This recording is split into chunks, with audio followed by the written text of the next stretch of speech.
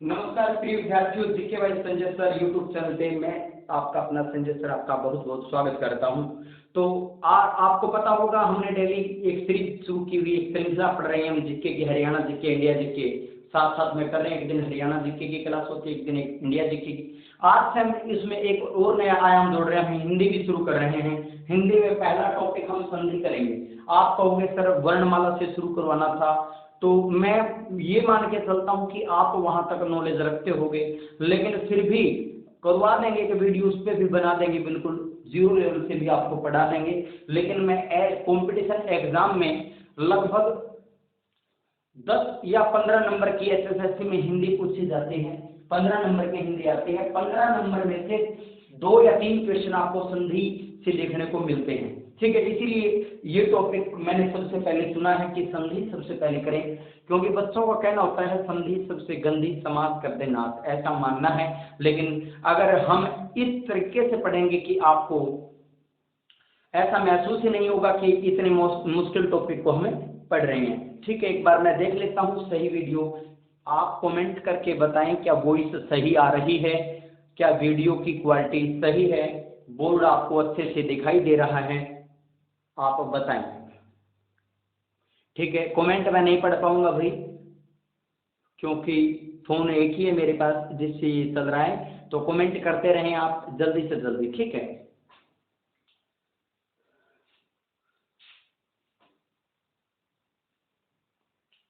Comment session में comment करते रहें आप, और वीडियो को पूरा देखने के बाद भी कमेंट करें।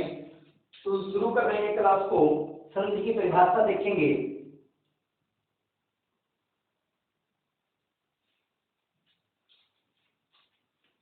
तो परिभाषा देखेंगे, परिभाषा क्या देखेंगे, परिभाषा परिभाषा परिभाषा क्या रहेगी? 2 निकटवर्ती वर्णों के परस्पर, 2 निकटवर्ती वर्णों के परस्पर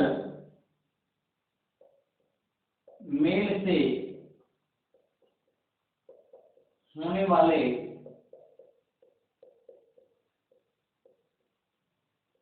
परिवर्तन को संधि कहते हैं, ठीक है। क्या परिभाषा रहेगी? 2 निकटवर्ती वर्णों के परस्पर मेल से होने वाले परिवर्तन को संधि कहते हैं, ठीक है, संधि कहते हैं। यह आपकी परिभाषा रहेगी। 2 निकटवर्ती वर्णों के परस्पर मेल से होने वाले परिवर्तन को संधि कहते हैं, ठीक है। क्या कहते हैं? संधि कहते हैं, संधि कहते हैं। जैसे उदाहरण देखें, जैसे भी क्या उदाहरण हो सकता है आपका? परम धन में अर्थ, परम धन में अर्थ बताओ कमेंट सेक्शन में क्या बनेगा, ठीक है। सब धन में अर्थी, सब धन में अर्थी, सत धन में जन, सत धन में जन, ठीक है। उसके बाद में मन धन में हर, मन धन में हर। बताओ शाबाश कमेंट सेक्शन में क्या बनेगा। संधि कुछ तो पढ़ी होगी आपने, तो इनका जवाब आप दे सकते हो।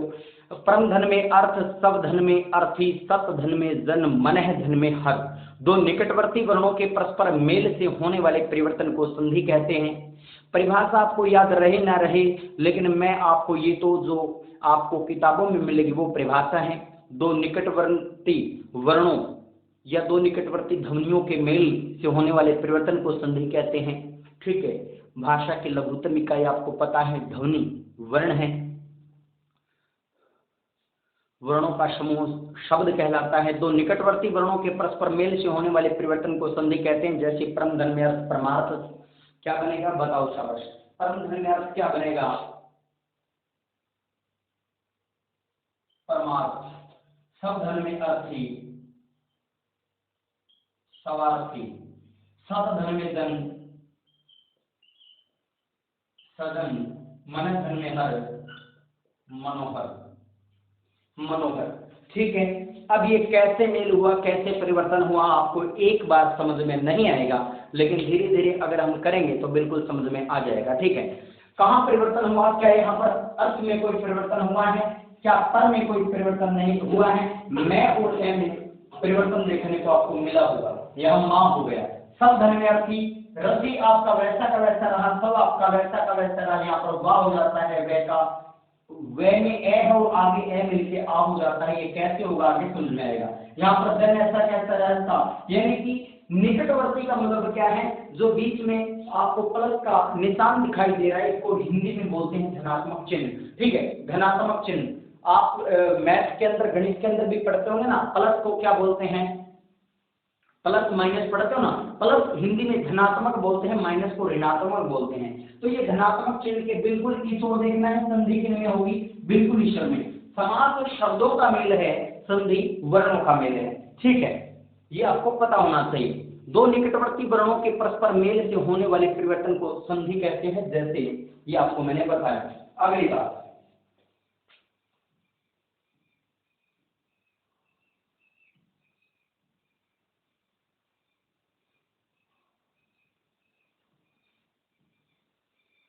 संधि में पहले शब्द की अंतिम ध्वनि, संधि में पहले शब्द की अंतिम ध्वनि तथा दूसरे शब्द की प्रथम ध्वनि के मेल से शब्दों की संरचना में भिन्नता आ जाती है।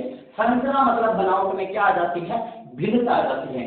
क्या कहा, संधि के अंदर क्या देखना है आपको, प्रथम शब्द की अंतिम ध्वनि और अंतिम शब्द की प्रथम ध्वनि के मेल से शब्दों की बनावट में, संरचना में भिन्नता आ जाती है। ये भिन्नता आपको देखने को मिल रही होगी। ये अंतिम ध्वनि, ये प्रथम ध्वनि, अंतिम ध्वनि, प्रथम ध्वनि, अंतिम ध्वनि और प्रथम ध्वनि, ये आपको ध्यान रखना है। ठीक है, ये आपको ध्यान रखना है। दो निकटवर्ती वर्णों के परस्पर मेल से होने वाले परिवर्तन को संधि कहते हैं, जैसे परम धन में अर्थ परमार्थ, सब धन में अर्थी सवार्थी, सत धन में जन सजन, मन धन में हर मनोहर। ठीक है, तो ये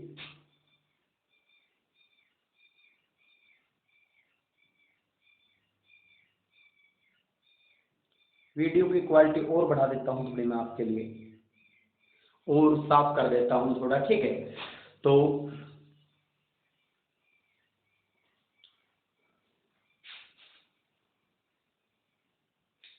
ठीक है, आगे बढ़ते हैं। इतना समझना है, इसका स्क्रीनशॉट ले लें, फिर आगे बढ़ते हैं। स्क्रीनशॉट ले लीजिए आप। वॉइस बताएं आपको आवाज अच्छे से आ रही है, कोशिश कर रहा हूँ क्योंकि माइक का हमारे पास अभाव है, बिल्कुल आराम से बोल करके कोशिश कर रहा हूँ कि आपको सही समझ में आए, आवाज गूंजे ना। और आगे बढ़ते हैं, इसका स्क्रीनशॉट ले लीजिए।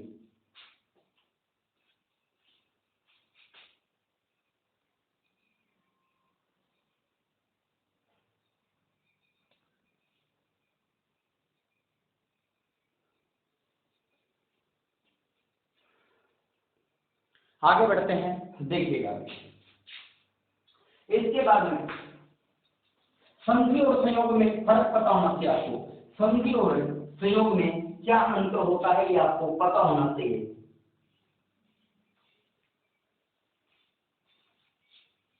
संधि और संयोग में फर्क, संधि और संयोग में अंतर क्या होता है, ये बताओ, शाबाश, कमेंट करके बताओ। ठीक है,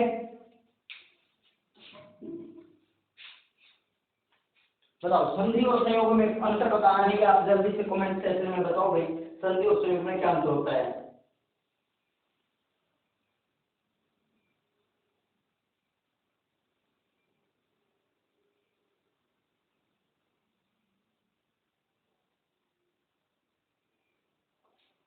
बताओ, शाबाश। संधि और संयोग में अंतर, संधि में क्या होता है, ध्वनियों के पास पास आने से, ध्वनियों के पास पास आने से शब्द की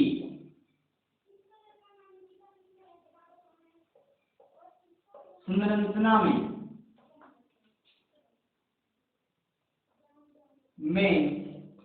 परिवर्तन देखने को हमें मिलता है।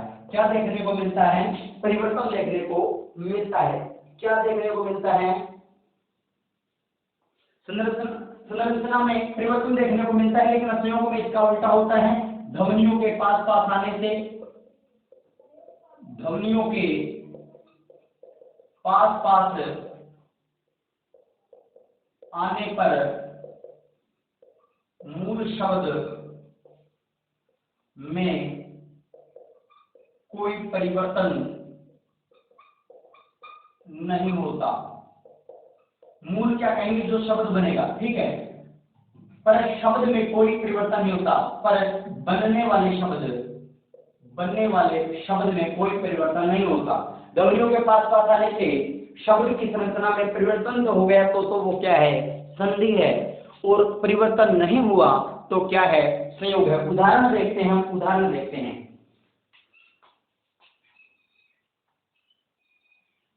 सूर्य धन में उदय, क्या बनेगा बताओ, शाबाश। और यहां पर लिखता हूं मैं सूर्य धन में ग्रहण, यहां पर लिखता हूं मैं सनान धन में आगार, और यहां लिखता हूं सनान धन में घर। संयोग क्या है, संधि क्या, समझ में आ जाएगा आपके। सूर्य धन में उदय, परिवर्तन होगा नहीं होगा कमेंट सेक्शन में जल्दी से बताएं। संधि और संयोग में अंतर क्या है, ध्वनियों के पास पास आने से शब्द की संरचना में परिवर्तन हो जाता है। ध्वनियों के पास पास आने पर बनने वाले शब्द में कोई परिवर्तन नहीं होता। सूर्य धन में ग्रहण, ये मैं लिख देता हूं आपको, ऊपर से ध्यान से देख लीजिएगा। ये मैं संयोग की बात कर रहा हूं, यहाँ संयोग की, और यहाँ पर मैं संधि की बात कर रहा हूं, संधि की। संधि, ध्वनियों के पास पास आने से बनने वाले शब्द की संरचना में परिवर्तन देखने को मिलेगा। ध्वनियों के पास पास आने पर बनने वाले शब्द में कोई भी परिवर्तन नहीं देखने को मिलेगा, ठीक है। एक बार सेशन को शेयर कर दीजिए बच्चों। मैं जहां पढ़ाता हूं भाई MM bright future senior secondary school Gorakhpur, वहां से भी बच्चे जुड़े हुए हैं। दीक्षा, बहुत अच्छा बेटा, ठीक है। उर्मिला, दीक्षा, खुशी, खुशबू, रिजून, खुशप्रीत, अनुज, लोकित, उमेश, लक्ष्य, पुलकित, बहुत बढ़िया बेटा, बहुत बढ़िया, ठीक है। एक बार सेशन को शेयर कर दीजिए। संधि संयोग, ठीक है। संधि संयोग, सूर्य धन में उदय, सनान धन में आगार, सूर्य धन में ग्रहण, सनान धन में घर, ठीक है। तो सूर्य धन में जो उदय है वो क्या बन जाएगा, सूर्योदय, क्या बन जाएगा, सूर्योदय। सनान धन में आगार क्या बनेगा, सनानाघर, सनानागार, सनानागार बन जाएगा। सूर्य धन में ग्रहण क्या बनेगा, सूर्य ग्रहण ही बनेगा। मैं अच्छे से लिख देता हूं मेरी को, ठीक है। क्या बनेगा, सूर्य ग्रहण। सनान धन में घर क्या बन जाएगा, सनान घर। क्या कोई परिवर्तन आया, आप देख सकते हैं, ठीक है, आप देख सकते हैं। सनान घर वैसा का वैसा रहा, कोई परिवर्तन देखने को नहीं मिल रहा है। वीडियो की क्वालिटी बताते रहे बच्चे कमेंट सेक्शन में आप, ठीक है। और जो बच्चे भाई मेरे स्कूल के जुड़े हुए मेरे साथ, उनसे मैं विनम्र आग्रह करूंगा, प्रार्थना करूंगा कि आप अपनी कॉपियां पूरी कर लें, स्कूल का काम बेटा पूरा कर लें, याद करने का भी करें, इन छुट्टियों को ऐसे व्यर्थ में मत गंवाएं, ठीक है। पढ़ाई प्रथम स्थान पढ़ाई को देना है आपको, ठीक है भाई, प्राथमिकता पढ़ाई को देनी है। ये खेल सारे सब कुछ बाद की बातें हैं। आप गांव गए, आप कहाँ गए, ये कोई बहाना नहीं चलेगा। जैसे ही स्कूल ओपन होते हैं आपको आपके टेस्ट भी होंगे सब कुछ, तो इसलिए बेटा ये आपकी कोई बहाना नहीं हो कि मैं वहां चला गया था, वहां चला गया था, ठीक है। ध्वनियों के पास पास आने से शब्द की संरचना में परिवर्तन हो जाता है। सूर्योदय, सूर्य धन में उदय, सूर्योदय। ध्वनियों के पास पास आने पर बनने वाले शब्द में कोई परिवर्तन नहीं होता। सूर्य ग्रहण, सूर्य ग्रहण। स्नान प्लस में घर, स्नान घर। सनान धन में आगार, सनानागार, ठीक है। तो संधि के उदाहरण मैंने बताया और संयोग के भी आपको बताए। आगे बढ़ते हैं। ये स्क्रीनशॉट लेना ना भूले, मैं स्क्रीनशॉट आप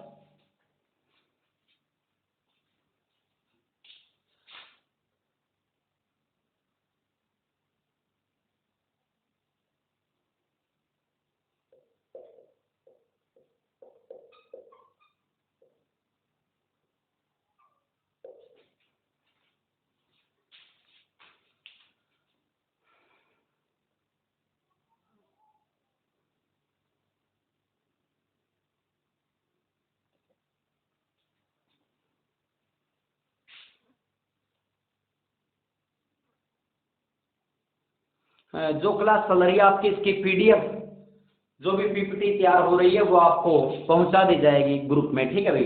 जो जिस बच्चे के पास जो व्हाट्सएप ग्रुप में नहीं जुड़ा हुआ तो वो जुड़ जाए। नंबर आपको बता देता हूँ, 9992786432। जो भी बच्चा कॉम्पिटिटिव एग्जाम भी नहीं बच्चों, कोई भी बच्चा 6 से लेकर के ग्रेजुएशन तक कहीं भी, क्योंकि व्याकरण का क्या चेंज होगा, हिंदी व्याकरण का तो कोई चेंज होना ही नहीं बेटा, वही रहेगा। चाहे आप पीएचडी कर लेना, संधि आज पढ़ोगे, चाहे आप 6th क्लास में हो और चाहे आप एमए पीएचडी कर जाना, इनका क्या परिवर्तन रहेगा, ठीक है। इनकी परिभाषाओं में कोई परिवर्तन होने वाला थोड़ी ना है। तो कोई भी बच्चा जुड़ सकता है क्लास के अंदर, ये जरूरी नहीं कॉम्पिटिटिव एग्जाम के विद्यार्थी जुड़े, कोई भी विद्यार्थी, क्योंकि आपका बेस अच्छा हो जाएगा अगर आप 6th, 7th, 9th क्लास में हो और आगे आपके बहुत काम आने वाली है ये चीजें, तो आप जुड़ जाइए हमारे साथ, ठीक है। इस नंबर पे आप हेलो भेज के अपना नाम मेंशन कर दें। लड़कियों का अलग से ग्रुप है, लड़कों का अलग से ग्रुप है, हम आपको उसमें ऐड कर देंगे, ठीक है। आप पढ़ो, आगे बढ़ो, बस यही हमारी दुआ आपके साथ है, ठीक है भाई। मेहनत आपकी होगी, मार्गदर्शन हमारा होगा, एक नए परिणाम देखने को आपको मिलेंगे। आगे बढ़ते हैं, संधि की परिभाषा ये स्क्रीनशॉट ले लीजिए, फिर आगे बढ़ते हैं, ठीक है भाई।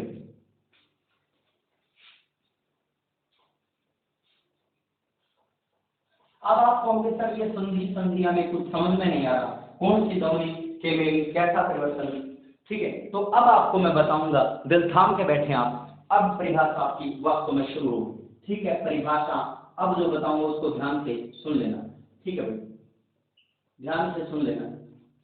देखो भाई, मेरी ये आदत है, बेशक मैं कम करवाता हूँ, ठीक है। मैं ये नहीं कहता मैं एक क्लास में इतना करवा देता हूँ, क्योंकि कई टीचर होते हैं बेटा, वो क्या करते हैं, एक क्लास के अंदर ज्यादा से ज्यादा क्वेश्चन बताने की कोशिश करते हैं, वो ये साबित करने की कोशिश करते हैं, बच्चों में अपनी इमेज को ऐसे बनाना चाहते हैं, विद्वता का परिचय देना चाहते हैं, मैं बहुत विद्वान हूँ।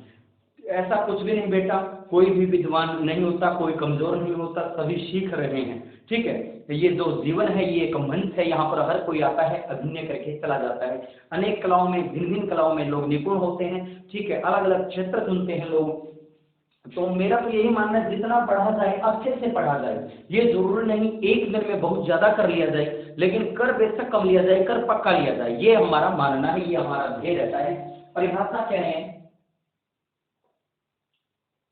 संधि का सामान्य अर्थ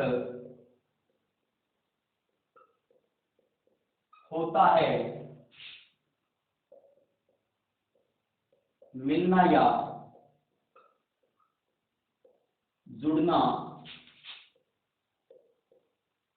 लेकिन भाषा के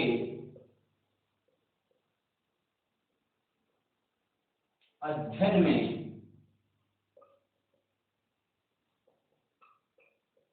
वर्णों के परिवर्तित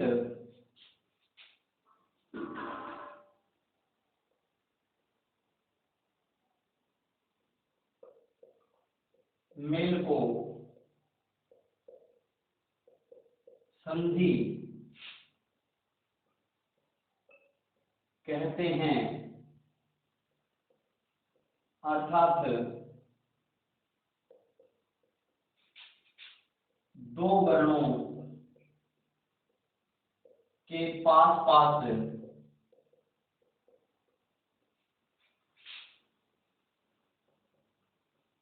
आने पर उनमें जो विकार सहित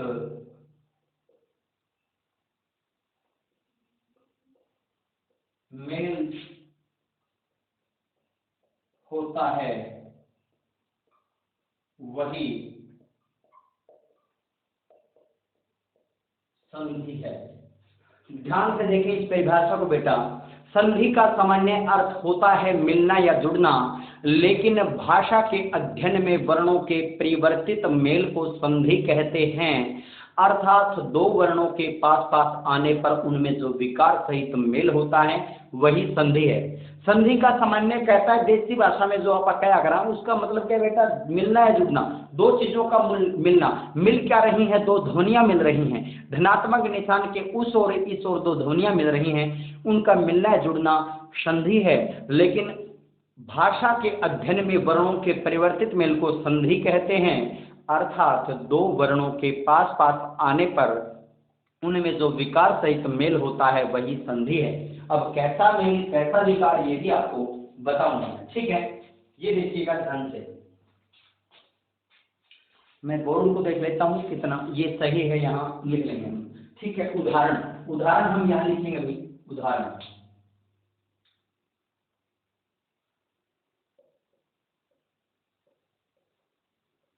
उदाहरण उदाहरण यहाँ लिखेंगे। कैसे कैसा मेल, ये हमें पता होना चाहिए कैसा मेल। जैसे कि हमने लिख दिया इति धन में आदि, इति धन में आदि लिख दिया हमने। मैं एक बार देख लेता हूँ बोर्ड पे कवर कर रहा है नहीं, बिल्कुल सही है।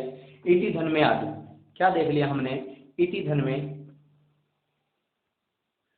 में आदि क्या बनेगा आप बताओगे। उसके बाद में एक और देख लिया सप धन में जन,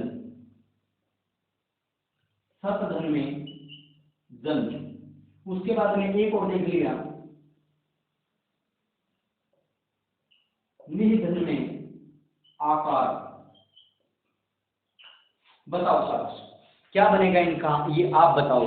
इति धन में आदि, सत धन में जन, नि धन में आकार, दो ध्वनियां आपस में मिलेंगी। अब कहाँ मेल होना है, न हमें ई को देखना है न हमें डी को देखना है, हमें आ और इसमें ई को देखना है।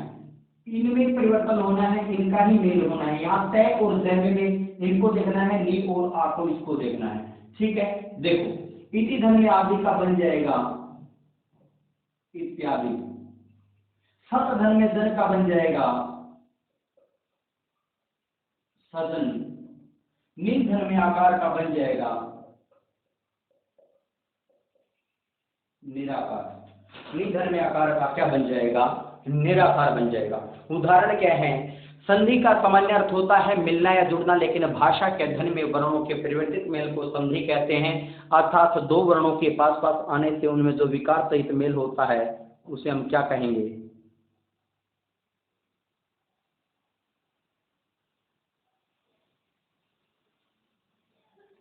उसे हम क्या कहेंगे, संधि कहेंगे।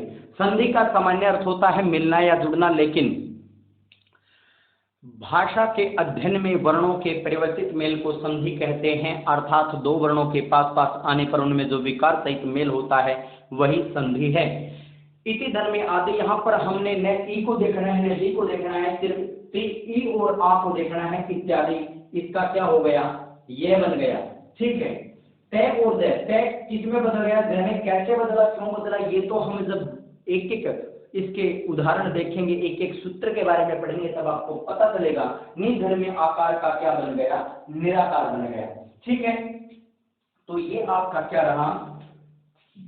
आगे बढ़ते हैं, स्क्रीनशॉट ले लीजिए भाई। संधि की परिभाषा आपको ये याद करनी है, संधि का सामान्य अर्थ होता है मिलना या जुड़ना, लेकिन भाषा के अध्ययन में वर्णों के परिवर्तित मेल को संधि कहते हैं। अर्थात कहने का मतलब, ये अर्थ कहते हो बच्चों आप, ये अर्थार्थ नहीं होता, ये होता है अर्थात। तय आधा है तो आधा ही बोलो, ठीक है। अर्थात दो वर्णों के पास पास आने पर उनमें जो विकार सहित मेल होता है उसे संधि कहते हैं।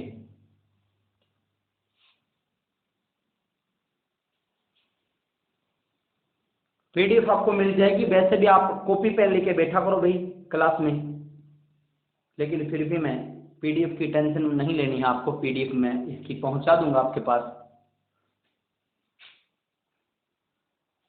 ठीक है। आगे बढ़ते हैं।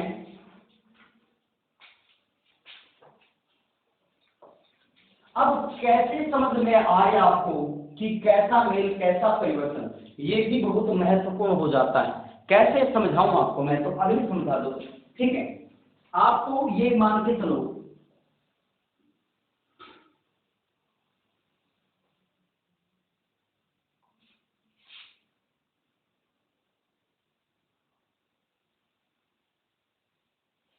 इसके लिए कहानी समझनी है आपको, संधि में कैसे परिवर्तन होता है, कैसे मेल होता है, इसके लिए कहानी समझनी है, जरा ध्यान से देखिएगा। ठीक है, ठीक है। यहाँ का राजा है, वो मान के चलते हैं, यहाँ का राजा जिसका नाम क्या है, पवन। पवन नाम का यहाँ का राजा है। क्या नाम है? राजा पवन। राजा का नाम क्या है? पवन है। यहाँ का राजा कौन है?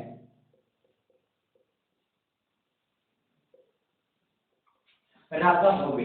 ठीक है, ये दो भूभाग हैं, राजा भव्य राज कर रहा है यहाँ, और राजा पवन राज कर रहा है यहाँ। ये अच्छे से लिख देता हूँ मैं, राजा पवन। ठीक है, राजा,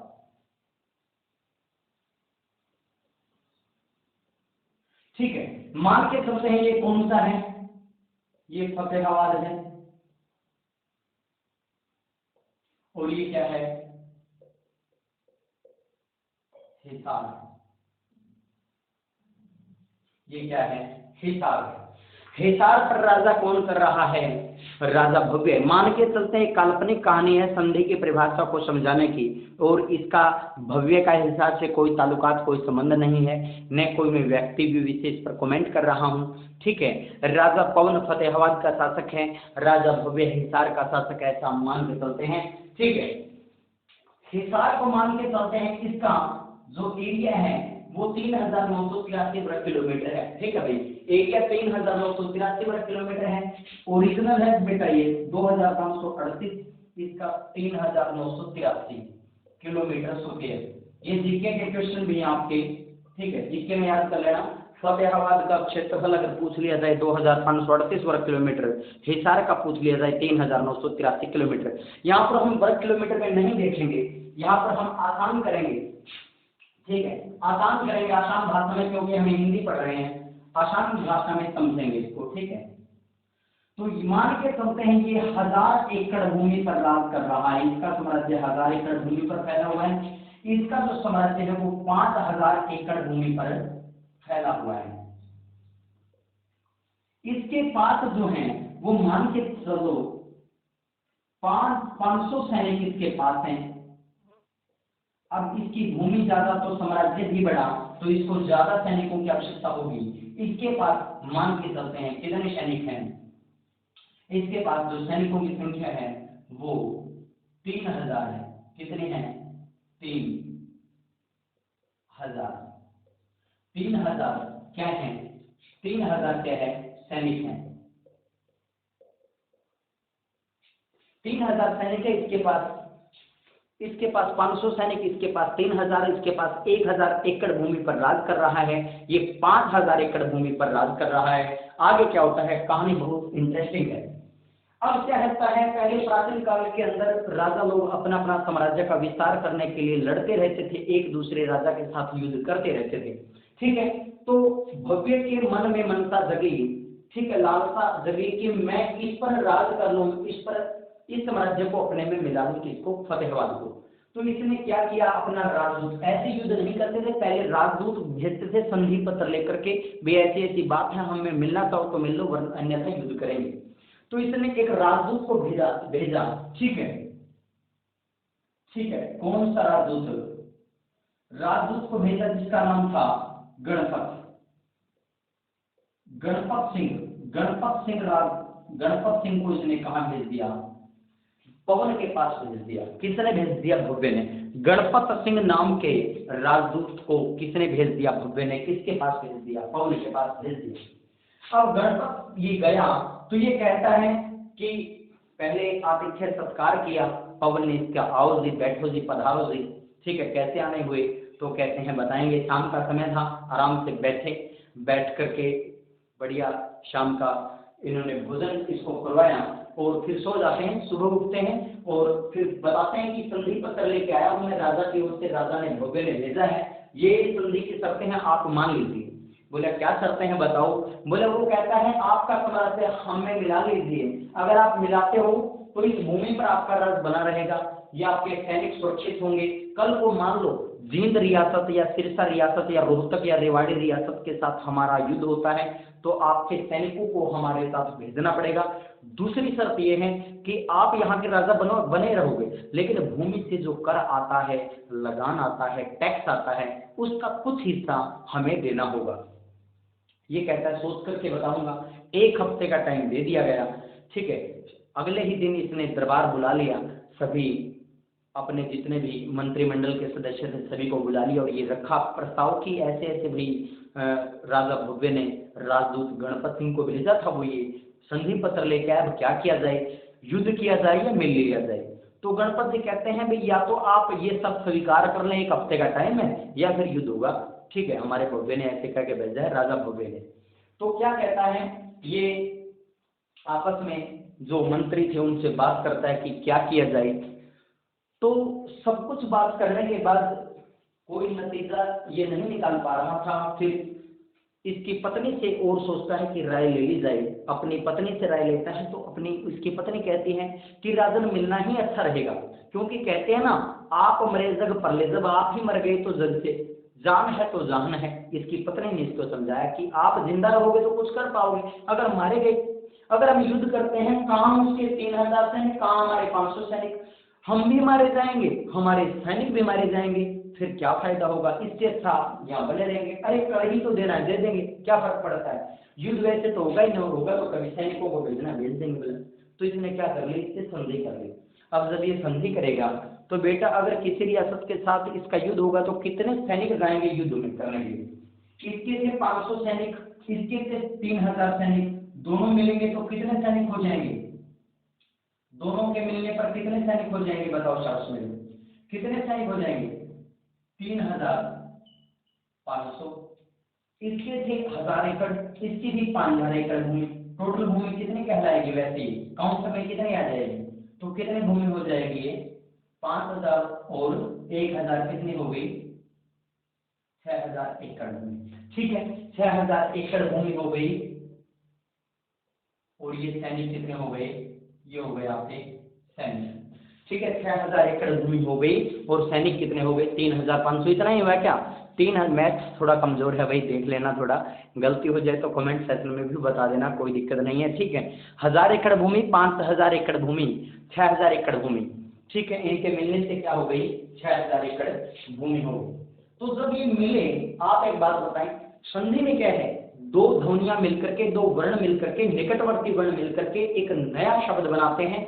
ठीक है, एक नई ध्वनि पैदा हो जाती है, निकटवर्ती वर्णों के मेल से परिवर्तन हो जाता है। यहाँ भी ऐसा ही हुआ, ये दोनों आपस में मिले तो यहाँ पर न तो 5000 दिखाई मिलने के बाद दे रहा है, न 1000, एक नया आंकड़ा आपके सामने है 6000 एकड़ का। जब ये सैनिक आपस में युद्ध अभियान पर जाएंगे, मिलेंगे तो 3000 सैनिक थे, 5000 सैनिक थे, टोटल भव्य की सेना में अब कितने सैनिक, सैन्य शक्ति हो गई 3500। क्या आपको कहीं 3000 कहीं 500 नजर आ रहा है, कहीं नई संख्या नजर आ रही है। इसी प्रकार से 5000 दिखाई दे रहा है, 1000, 6000। यही तो संधि है, निकटवर्ती वर्णों के मेल से यहाँ पर परिवर्तन होता है। कैसे, जैसे कि हम उदाहरण लेते हैं आपका,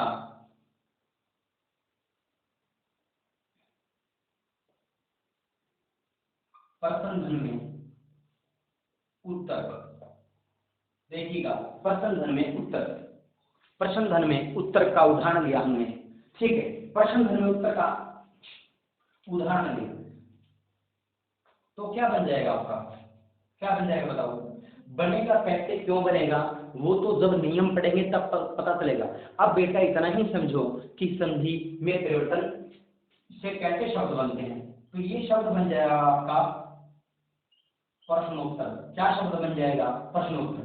यहाँ पर नहीं तो आपको केवल प्रश्न नजर आ रहा है, नहीं केवल उत्तर, प्रश्नोत्तर वो बीच में आ गया है, इनके मिलने से परिवर्तन हो गया है। क्या हो गया है, प्रश्नोत्तर हो गया है। ठीक है, क्या बन गया है, प्रश्नोत्तर बन गया है। और ले लेते हैं,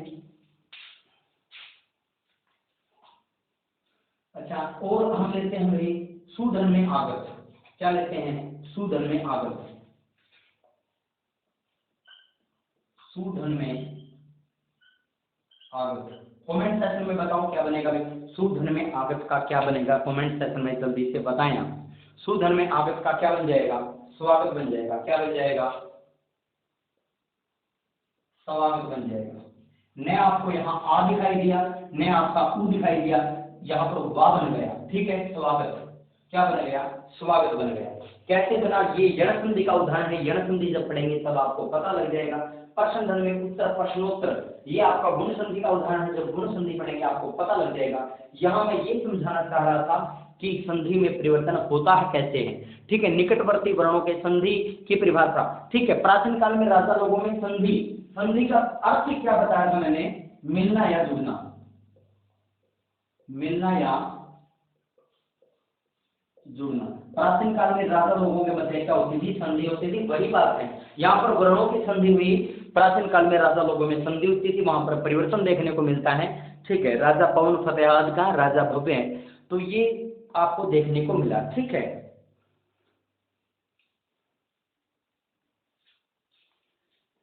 ठीक है, फटाफट आप इसका वो कर लीजिए, स्क्रीनशॉट ले लीजिए। आगे बढ़ते हैं, किस प्रकार परिवर्तन होता है। प्रश्न धन में उत्तर प्रश्नोत्तर, सुधन में आगत स्वागत। और बता देता हूं, जैसे कि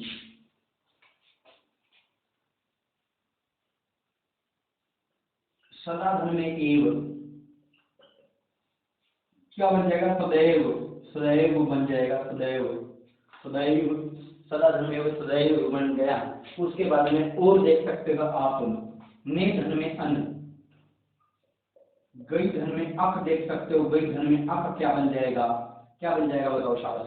गई धन में अक क्या बन जाएगा, गायक क्या बन जाएगा, गायक बन जाएगा। आपका क्या बन जाएगा, गई धन में अक गायक बन जाएगा। गई धन में अक क्या बन जाएगा, गायक बन जाएगा। सदा धन में एव क्या बना, सदैव बना। सदैव, गई धन में अक गायक, प्रश्न धन में उत्तर प्रश्नोत्तर, सुधन में आगत स्वागत बन गया आपका। ठीक है,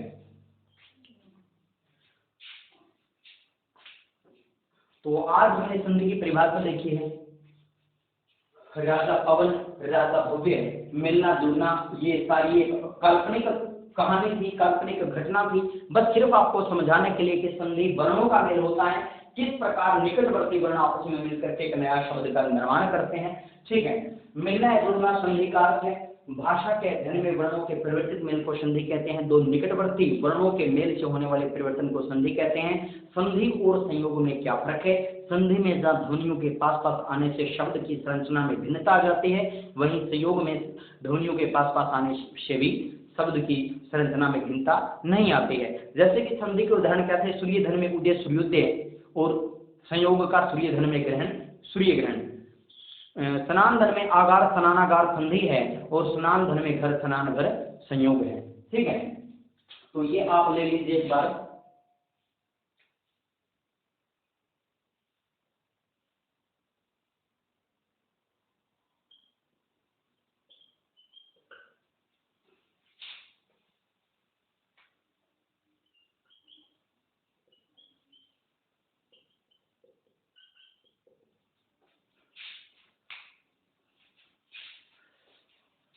ठीक है, पीडीएफ आपको कोशिश करूँ मैं साथ के साथ इसमें डाल दी जाए।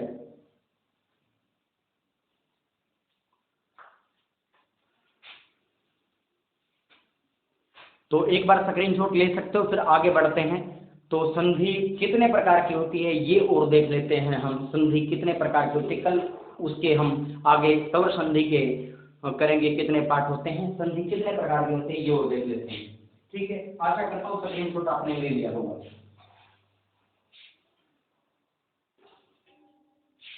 तो बच्चों आपके लिए यही कहना चाहूंगा कि कुछ लिख कर सो कुछ पढ़कर सो तुम, जिस जगह से जागा सवेरे उस जगह से बढ़कर सो तुम।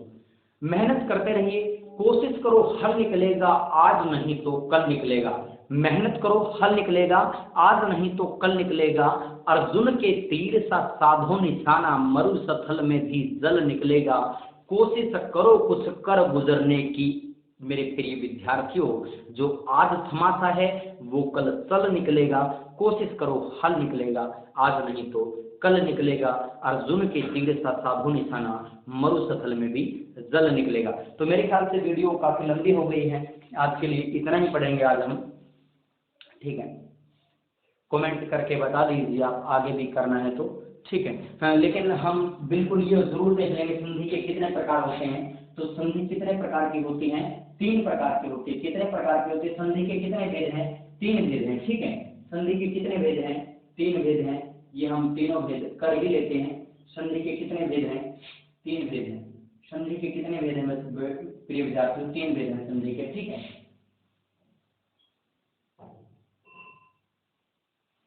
संधि के कितने भेद हैं? तीन भेद हैं। ये आपको पता होना चाहिए, संधि के तीन भेद हैं। तो तीनों भेद हम कर लेते हैं। संधि के कितने भेद हैं? तीन भेद हैं।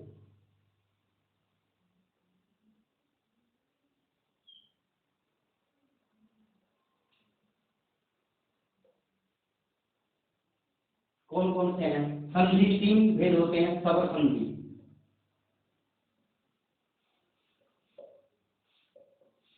सवर संधि, व्यंजन संधि और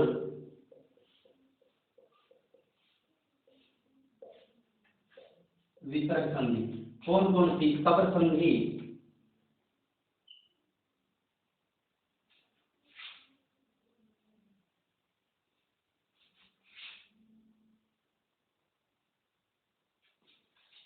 संधि के कितने भेद हैं? तीन भेद हैं। सवर संधि, व्यंजन संधि, विसर्ग संधि। संधि के कितने भेद हैं? तीन भेद हैं। सवर संधि, व्यंजन संधि, विसर्ग संधि, ठीक है। सवर संधि में क्या होता है? सवर संधि की क्या परिभाषा रहेगी? सवर के बाद में सवर आने पर उनमें जो परिवर्तन सहित मेल होता है उसे सवर संधि कहते हैं, ठीक है। तो यहाँ पर क्या होगा? दोनों ओर क्या होगा? सवर धन में सवर होगा, सवर धन में सवर होगा, दोनों ओर क्या होगा? सवर होगा। जैसे कि आपका उदाहरण में देता हूं, परम धन में अर्थ, परम धन में अर्थ क्या बन जाएगा? परमार्थ। उसके बाद में ने धन में अन, ने धन में अन, नयन।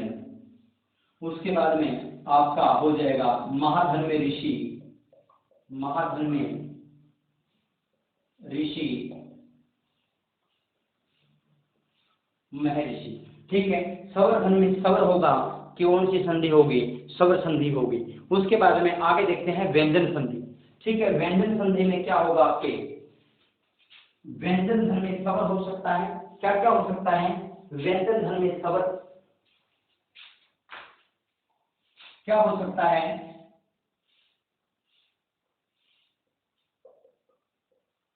व्यंजन प्लस में सवर हो सकता है, व्यंजन प्लस में सवर हो सकता है, ठीक है। व्यंजन प्लस में सवर का उदाहरण बताओ मेरे को शाबाश, ठीक है। व्यंजन प्लस में सवर का उदाहरण क्या रहेगा? वाक धन में पीत, क्या उदाहरण रहेगा? वाक धन में पीत, क्या उदाहरण रहने वाला है? वाक धन में ईश, ठीक है। वाक धन में ईश, वाक धन में ईश, व्यंजन प्लस में सवर, वाक धन में ईश, ठीक है। उसके बाद में क्या हो सकता है? अगली बात, व्यंजन प्लस में व्यंजन भी हो सकता है, व्यंजन प्लस में व्यंजन हो सकता है। उसके बाद में परिवर्तन हो सकता है। व्यंजन प्लस में व्यंजन का उदाहरण हम देखेंगे। सतधन में जल, क्या उदाहरण हो जाएगा? सतधन में जल बराबर क्या बनेगा?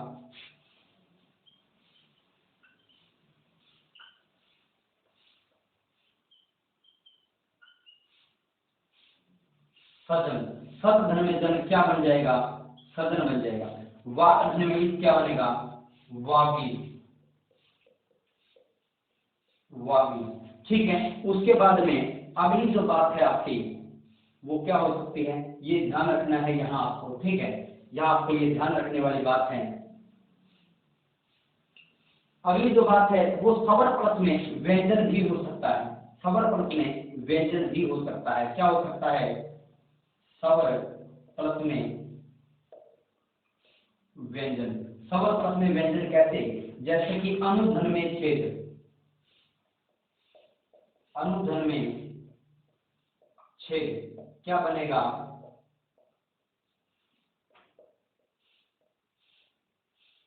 अनुच्छेद बन जाएगा। अनुधन में छेद क्या बन जाएगा? अनुच्छेद बन जाएगा, ठीक है। ये आपको ध्यान रखने की बातें हैं, ठीक है।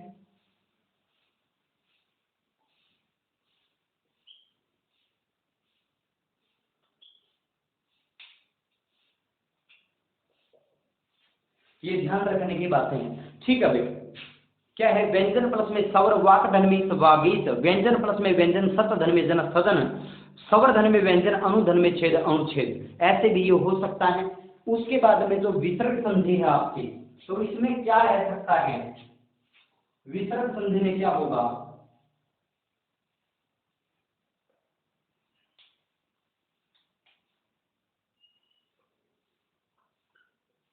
विसर्ग प्लस में स्वर हो सकता है। ठीक है, विसर्ग प्लस में स्वर हो सकता है। कैसे, विसर्ग प्लस में स्वर, तो इसका उदाहरण क्या रहेगा आपका, नी धन में आकार, नी धन में आकार क्या बन जाएगा, निराकार। क्या बन जाएगा, नी धन में आकार का क्या बनेगा आपका, निराकार बनेगा। क्या बनेगा, नी धन में आकार का निराकार, नी धन में आकार का क्या बन जाएगा, निराकार। उसके बाद ये मैं दोबारा लिख देता हूँ, थोड़ा सा यहाँ पर थोड़ा स्पेस कम है।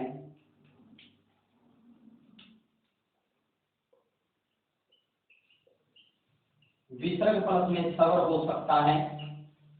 ठीक है, जैसे कि नी धन में आकार, क्या उदाहरण रहेगा, नी धन में आकार क्या बन जाएगा, निराकार। ठीक है, उसके बाद में क्या हो सकता है, ये भी हो सकता है आपका, और दूसरा क्या हो सकता है आपका, दूसरा हो सकता है विसर्ग प्लस में व्यंजन, विसर्ग प्लस में व्यंजन भी आपका, व्यंजन भी हो सकता है। ठीक है, विसर्ग प्लस में मनय धन में हर, मनय धन में हर क्या बन जाएगा,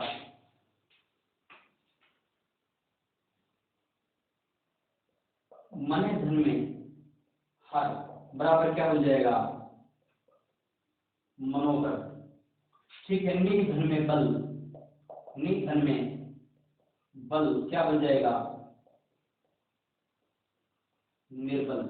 नी धन में बल क्या बन जाएगा, निर्बल बन जाएगा। ये भी आपको पता होना चाहिए, ये भी आपको पता होना चाहिए। ठीक है,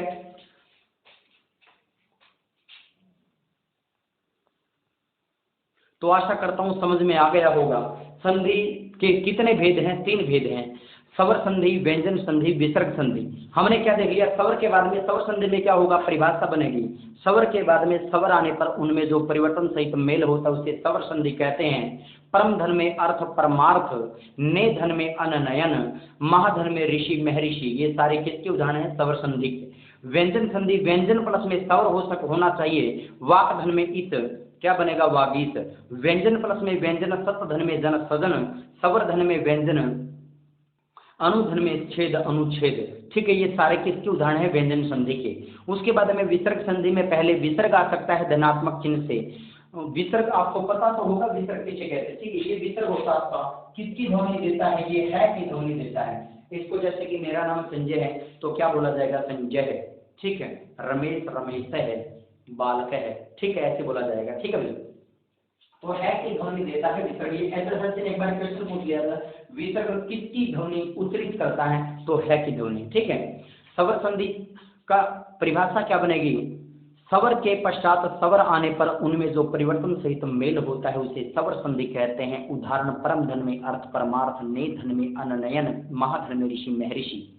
व्यंजन संधि किसे कहते हैं, व्यंजन के बाद स्वर, व्यंजन के बाद व्यंजन अथवा स्वर के बाद व्यंजन आने पर उनमें जो परिवर्तन सहित मेल होता है उसे व्यंजन संधि कहते हैं। वाक धन में वागीत, सत धन में जन सदन और अनुधन में छेद अनुच्छेद। विसर्ग संधि किसे कहते हैं, विसर्ग के बाद में स्वर या विसर्ग के बाद में व्यंजन आने पर उनमें जो परिवर्तन सहित मेल होता है उसे विसर्ग संधि कहते हैं। नि धन में आकार निराकार, मन धन में हर मनोहर। ठीक है, तो ये आपकी आज की क्लास रही भाई। दोबारा संधि की परिभाषा मेरे ख्याल से बताने की आवश्यकता नहीं है, लेक्चर पूरा देख लीजिए। ऐसे ही कमेंट करते रहें बेटा, अगर आप हमारे साथ जुड़े रहोगे तो बहुत अच्छा अच्छा कंटेंट लेके आएंगे, बहुत कुछ आपको करवाने वाले हैं। ठीक है, श्रीमद् भगवत गीता का भी यही संदेश है कि कर्मणैव अधिकारस्ते मा फलेषु कदाचन माँ कर्म फल हेतु माते संगोष्ठ कर्मणि। आप कर्म करते रहें, फल की चिंता न करें, निश्चित तौर पर आपको सफलता मिलेगी। अच्छे कर्म करें। और जो मैंने ग्रुप बना रखा है भाई टारगेट ऑल एग्जाम गर्ल्स और टारगेट ऑल एग्जाम बॉयज में, उसमें कोई भी बहन कंटेंट डाल सकते हैं, कुछ भी पीडीएफ नोट्स जो भी जीके से रिलेटेड कोई भी चीज उसमें मटेरियल आप डाल सकते हो। ठीक है, तो आज के लिए इतना ही, मिलते हैं कल के लेक्चर में। ठीक है भाई, तो कल आप कमेंट सेक्शन में लिख देना हिंदी का ही लेक्चर लेना है या किसी और का।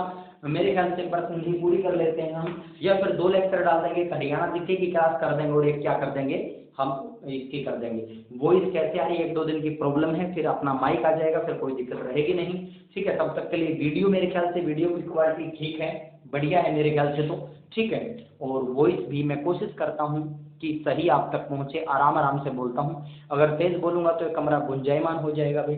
ठीक है, ठीक है, तो आप पढ़ते रहें, आगे बढ़ते रहें इन्हीं शब्दों के साथ। नमस्कार, जय हिंद, जय भारत।